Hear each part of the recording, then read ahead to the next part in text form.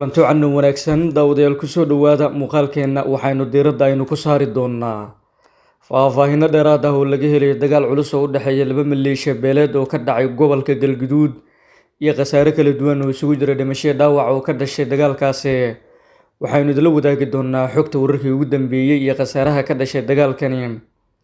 Dowladda Federaalka Soomaaliya waxay faahfaahin dheeraad ah ka soo saartay dagaal beeleedyada ka soconaya gobolka Shabeellada Hoose iyo dhacdadii dhowaan ka dhacday duleedka degmada Wallaweyn oo lagu gubay nin oday ahaa.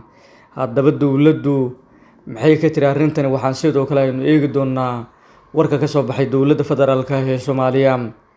Imaaraadka Carabtana waxa ay markaasi ay sheegeen in sargaalkooda lagu dilay magaalada Muqdisho, waxaana arrintani lagu eedeeyay dowladda waddanka Qatar.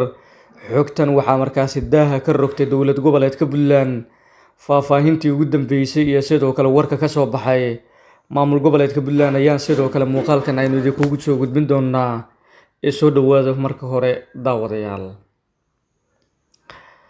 Haddii aynu ku bilowno, ugu yaraan 2 qofood ayaa ku dhimatay, tiro kale oo dhaawacyahana waxa ay ka soo gaareen dagaal culus oo gelinkii dambe ee maanta ka dhacay miyiga deegaanka lagu magacaabo Oodaale oo hoostaga degmada Balanballe ee gobolka Galgaduud. Dagaalkan ayaana soo gaaray gabaldhicii caawa, waxaana sidoo kale u dhexeeyay maleeshiyada ku wada abtirsada Balanballe ee gobolka Galgaduud. Dagaalkan ayaana sidoo kale waxaa la sheegay in 2 qofood ay ku geeriyoodeen, halka markaasi tiro intaas ka badan ay ku dhaawacmeen, iyadoo weli ay markaasi soo fadhiyaan maleeshiyaadkii halkaasi ku wada dagaalamay. Tani waxay markaasi ay muujinaysaa walaaca markaasi la xiriira in dagaalada qabaa'ilku ay ku soo badanayaan deegaankan, iyadoona sidoo kale la tilmaamay in ay tahay mid aad u fool xun, iyadoona sidoo kale lagu eedeeyay maamul goboleedka Galmudug inay qaadi waayeen tallaabo degdeg ah oo la xiriira sidii loo soo afjari lahaa colaadan markaasi qabaa'ilka ah.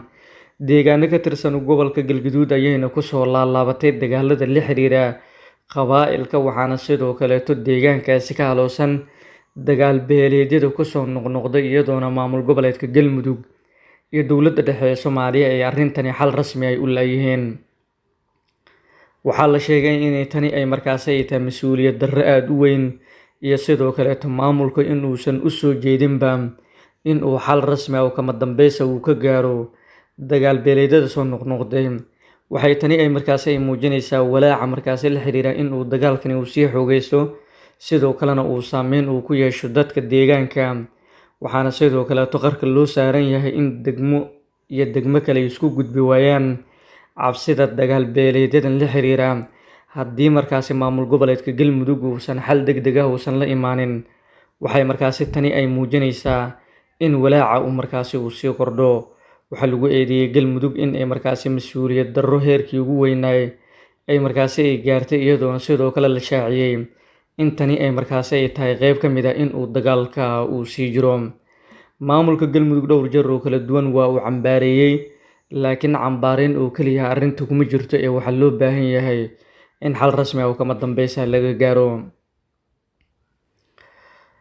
Dhinaca kalena, haddii aynu eegno, maamul goboleedka Puntland ayaa dowladda Qatar waxa ay ku eedeeyeen dilka maareeyaha shirkadda DP World ee dekedda magaalada Boosaaso Paul Farmos, kaas oo markaasi lagu dilay magaalada Boosaaso bishii Maarso ee sanadkii 2019. Puntland ayaa sidoo kale Dooxa waxay ku tilmaamtay taageerada kooxaha argagixisada iyo sidoo kale warbaahinta faafisa afkaartooda. Wasiirka warfaafinta maamul goboleedka Puntland waxa uu sheegay in kooxaha ku sugan buuraha iyo sidoo kale kuwa kale uu sheegay in ay markaasi ay ku dhuumanayaan saxaafadda isku mid ay yihiin, isagoona carabka ku adkeeyay in maamulku si buuxda markaasi ula dagaalami doono cid kasta oo faafisa afkaarta kooxaha Daacish iyo sidoo kale Al-Shabaab. Sidoo kale wasiirku waxa uu sheegay in Qatar ay martigelisay hogaamiyihii hore ee Al-Shabaab ee buuraleyda Galgala, Sheekh Maxamed Saciid Atam, kaasi oo hadda markaasi ku nool Dooxa.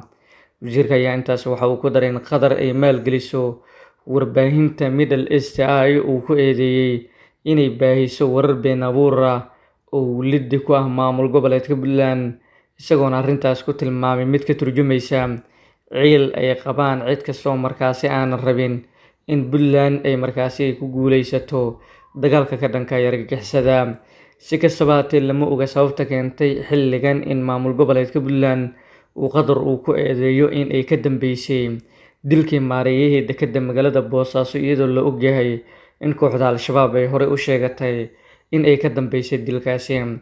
Eedeyntan ayaana imaaneysa xilli madaxweynaha maamul goboleedka Puntland uu ku sugan yahay dalka Sultanka Imaaraadka Carabta oo xiriir dhow la leh maamul goboleedka Puntland.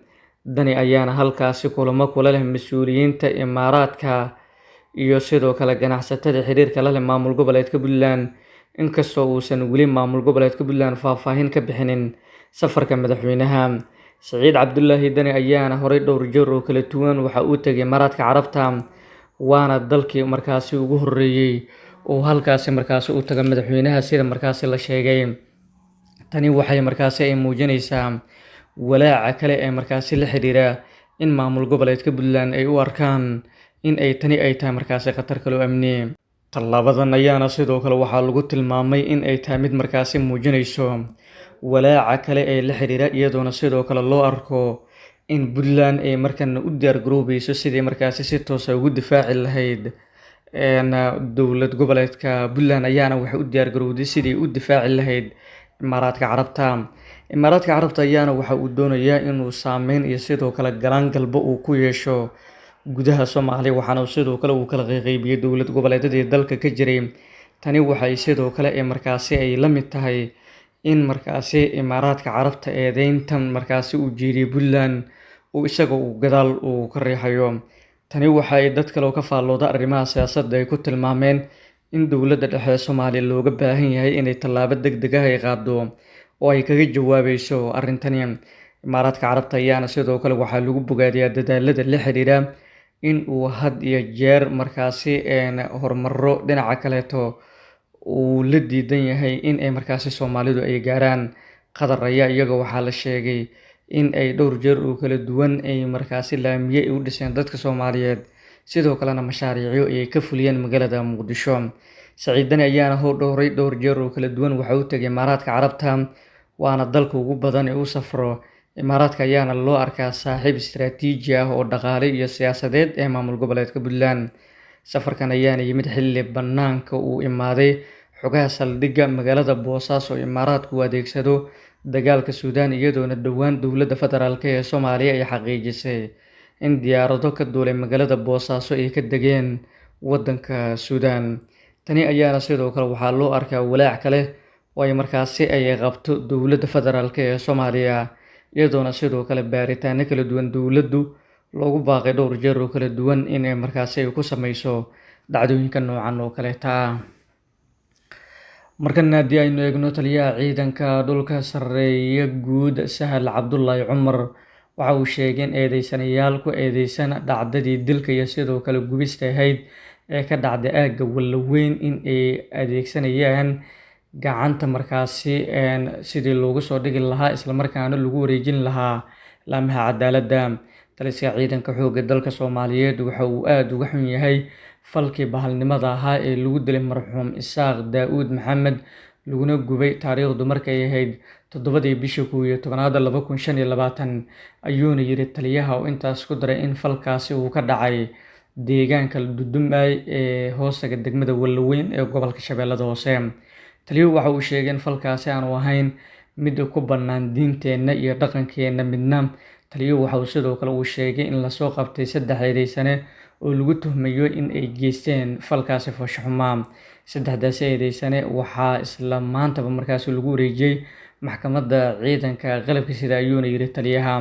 Dhinaca kalena gudoomiyaha gobolka Shabeellada Hoose Ibraahim Aadan Cali Najax oo warfidyeennada la hadlay waxa uu sheegay in aad uga xun yihiin dhacdooyinkan ugubka ee ka dhacay gobolka Shabeellada Hoose.